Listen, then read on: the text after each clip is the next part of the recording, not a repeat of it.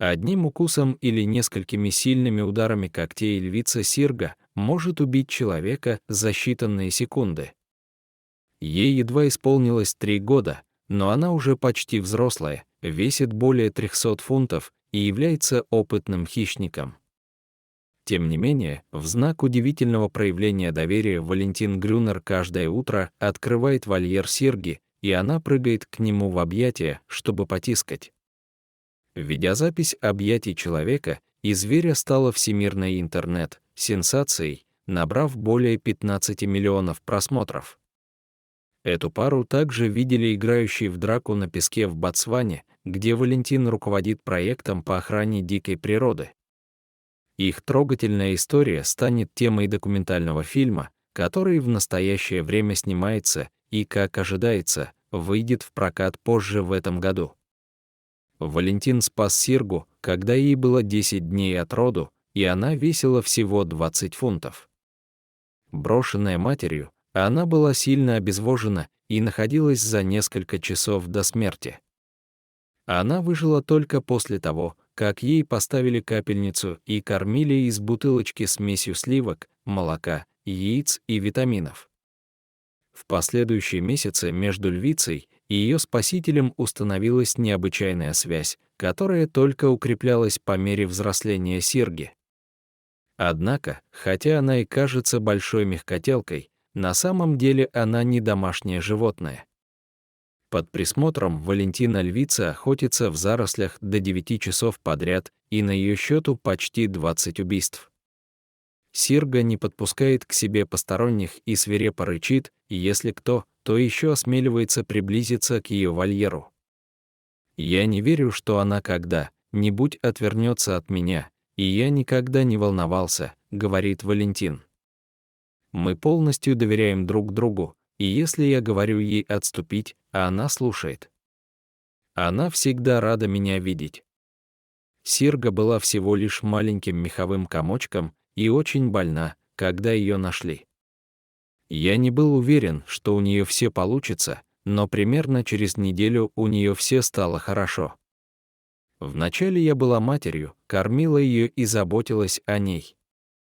Львы — социальные животные, которые живут группами, и теперь я думаю, что ее прайд — это в основном она и я. Она убегает от других львов, и с тех пор, как появилась Сирга, я по-настоящему не отходил от нее. По мере того, как львица росла, Валентин осознал ее силу.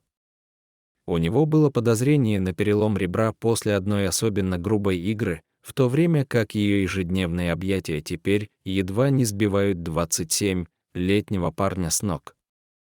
Он добавляет: «Я также получил несколько царапин, но ничего серьезного, хотя я всегда осознаю, что она могла случайно причинить мне боль». Поскольку она была выращена вручную, Валентин сомневается, что Сиргу, названную в честь вымышленного льва, который подружился с человеком, когда-либо можно будет выпустить в дикую природу, чтобы она могла полностью позаботиться о себе. Однако львы обладают врожденной способностью охотиться, которую он поощрял. Несколько раз в неделю Валентин проводит до 8 часов, гуляя с Сиргой в зарослях, пока она высматривает добычу. Обычно львы охотятся вместе, поэтому ей трудно, говорит Валентин из Германии, который изначально хотел стать ветеринаром. Я не учил ее охотиться, я просто водил ее в нужное место, где, я знаю, она сможет выслеживать животных. Она научилась быть терпеливой, выслеживать и устраивать засады. Мы не хотим, чтобы Сирга была похожа на других львов в неволе, которых кормят постоянные потоки туристов. Наблюдать, как она убивает свою первую антилопу, когда ей было 16 месяцев, было потрясающим моментом. Я думал, что она может стать агрессивной после убийства, но она просто вернулась и крепко обняла меня. Между нами очень сильная связь. Он прекрасно осознает довольно запутанное воспитание Сирги, но добавляет: «У нас не было выбора. Она бы умерла, а я не мог просто стоять в стороне и смотреть». Теперь она не дикое животное и не домашнее животное, но я стараюсь уважать ее как льва. Она охотится и живет как можно ближе друг к другу, как дикий лев. Другим людям не разрешается ее кормить. То, чем мы здесь занимаемся, это не контактный зоопарк. Я не думаю, что у нее ужасная жизнь. Мечта Валентина в том, чтобы Сирга в конце концов спарилась с другим спасенным львом. Он пытается собрать средства, чтобы построить мини-парк дикой природы, где большие кошки смогут бродить на большой огороженной территории, а у Сирги, возможно, появятся собственные детеныши. Львы могут жить до 20 лет. Если мы сможем найти молодого самца, давайте просто посмотрим, что получится, говорит он. Все, чего не хватает в ее жизни, это других львов, и я хотел бы это изменить. Ботсвана, расположенная на юге Африки, более чем в 2 раза больше Великобритании и является домом для разнообразных районов обитания диких животных, включая самую большую концентрацию африканских слонов. Но между дикими животными и сельским хозяйством нарастает конфликт. Большая часть выращиваемого там скота предназначена для европейских столов. Хотя предположительно они являются охраняемым видом, скотоводы часто отстреливают львов. Чрезмерная охота со стороны людей привела к сокращению естественной добычи для львов. Это создает порочный круг, в котором львы вынуждены охотиться на домашний скот, что еще больше усугубляет конфликт с людьми.